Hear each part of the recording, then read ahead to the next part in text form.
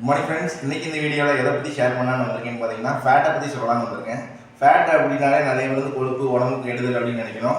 ஆனால் அந்த ஃபேட் நம்ம அளவுக்கு தேவையான அளவு நம்ம உடம்புக்கு எடுத்துக்கும் போது நல்ல விஷயம் நிறையவே பண்ணும். மெயினாக நம்ம ஃபேட் கரெக்டான லெவலில் எடுத்துக்கும் போது ஜாயின்ஸ் நமக்கு ஒர்க் பண்ணுறதுக்கு ஃபேட் ரொம்ப முக்கியம்.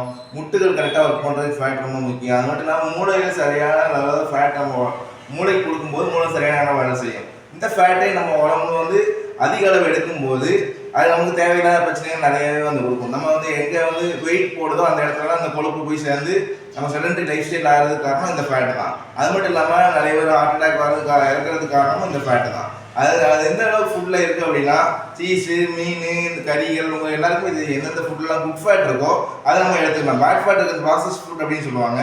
பாக்கெட்டில் எடுத்து விற்கிற ஃபுட்டு, ஆயிலுக்குள்ள ஃப்ரை பண்ணுற ஐட்டம் இதெல்லாம் பேட் ஃபேட் உள்ள ஃபுட்டு. இதெல்லாம் நம்ம உடம்புல தேவையில்லாத இடங்களில் போய் சேர்ந்து தேவையில்லாத பிரச்சனைகள் ஏற்படுத்தும். அதனால சரியான அளவில் குட் ஃபேட் உள்ள ஃபுட்டை நம்ம உடம்புல எடுத்துக்கிறோம்.